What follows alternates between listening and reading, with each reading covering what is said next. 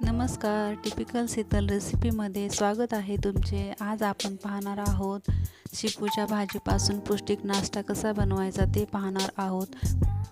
थंडीमध्ये सर्वांना चटपटीत खाण्याची इच्छा होते. चला नाश्ता तयार करूयात. शेपूची पुरी.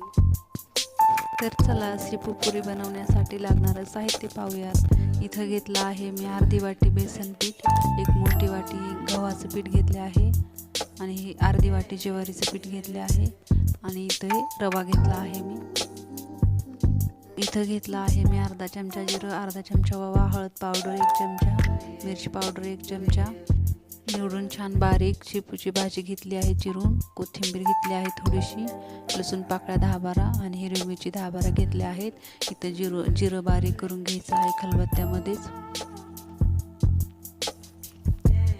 जाडसर असं बारीक करून घ्यायचं आहे. पाहू शकता छान बारीक झालेलं आहे. जिरा आणि ओवा टाकल्यामुळं आपल्या शेपूची पुरी खूप छान लागतात. इथे हिरवी मिरची, कोथिंबीर, लसूण एकत्र छान बारीक करून घ्यायचं आहे. मिरची बारीक करताना त्यामध्ये मीठ अवश्य घाला. मीठ घातल्यामुळे मिरची वाटायला सोपं जातं. छान जाडसर असं वाटून घ्यायचं आहे. पाहू शकता मी इथे खलबत्त्यामध्ये वाटून घेतला आहे. तुम्ही मिक्सरमध्येही घेऊ शकता.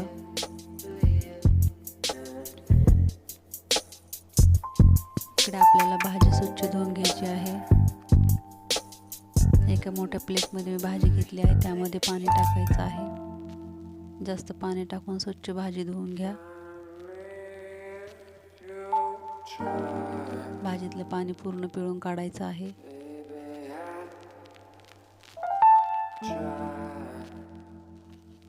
भाजी छान पिळून घ्यायची आहे. पाणी थोडं सुद्धा भाजीमध्ये ठेवायचं नाही, पूर्ण पिळून घ्यायचं आहे पाणी. भाजी अगदी बारीक बारीक चिरून घ्यायची आहे. खूप टेस्टी लागतात ह्या पुऱ्या, एकदा नक्की ट्राय करा. गव्हाचं पीठ 1 वाटी पीठ मळून घेऊयात. अर्धी वाटी ज्वारीचं पीठ आहे हे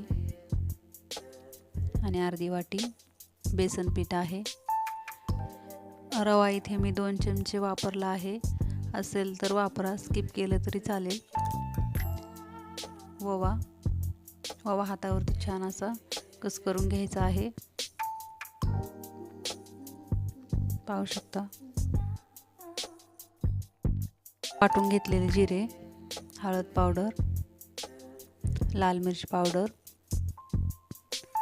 हिरवी मिरचीचा ठेचा बारीक करून घेतलेला, चवीनुसार मीठ आणि स्वच्छ चिरून धुवून घेतलेली शेपूची भाजी.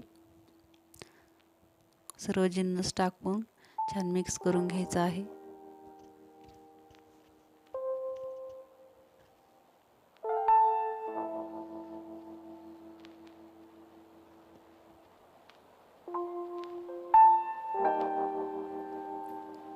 हाताने इथे छान मिक्स करून घेत आहे मी.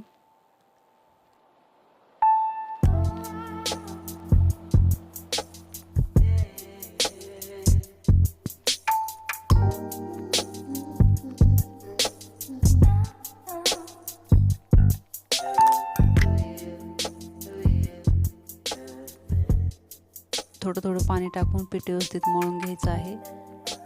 जास्त घट्टही नाही आणि जास्त पातळही नाही, मध्यम असं पीठ मळून घ्यायचं आहे. इथं पाहू शकता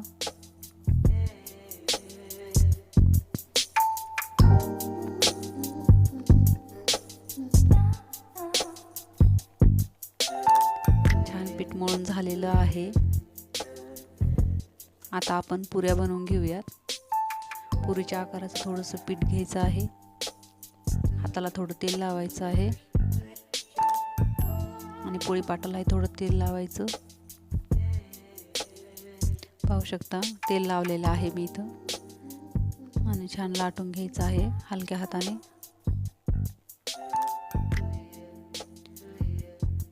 आकार तुम्ही लहान मोठा तुमच्या आवडीनुसार देऊ शकता. जास्त जाडही नाही आणि जास्त पातळही नाही, मध्यम अशी लाटून घ्यायची आहे. अचूक प्रमाण आहे हे प्रमाण वापरून जर तुम्ही पुऱ्या बनवल्या तर अजिबात चुकणार नाहीत.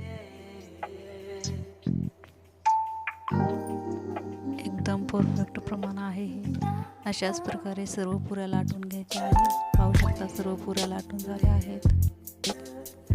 इथे एका कढईमध्ये तेल घेतलेलं आहे मी गरम करून.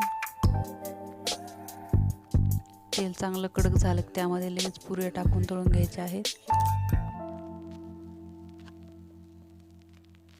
इथे मी 4 ते 5 पुऱ्या एकत्र तळून घेणार आहे. पुऱ्या तेलामध्ये टाकल्या लगेच हलवायचं नाही, थोडा वेळ थांबायचं, नंतरच हलवायचं आहे.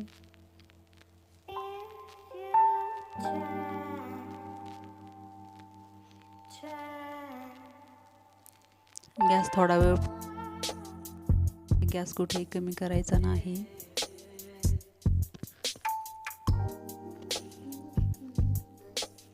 चांगल्या तांबूस रंगावरती तळून घ्यायच्या आहेत आपल्याला पुऱ्या. पाहू शकता काय छान टम्म फुगल्यात ही पुऱ्या. पाहू शकता तुम्ही. रोजच भाजी पोळी खाऊन कंटाळा असाल तर नक्की ही रेसिपी एकदा ट्राय करा. मुलांच्या टिफिनसाठी असो किंवा नाश्त्यासाठी असो शेपूची पुरी एकदम आवडीने खातील सर्वजण. सर्व पुऱ्या मी इथे तळून घेतल्या आहेत. तुम्ही दही सोबत किंवा टोमॅटो सॉस सोबत शेपूची पुरी आणि दही नाश्ता छान होतो. एकदा नक्की ट्राय करा. पाहू शकता तयार आहेत आपल्या शेपूची पुरी. चॅनलवरती नवीन असाल तर चॅनलला सबस्क्राईब करा आणि माझी रेसिपी कशी वाटली नक्की कमेंट करून सांगा. आणि तुम्ही कुठून हा व्हिडिओ पाहता नक्की कमेंट करून सांगा. आवडल्यास लाईक शेअर करा.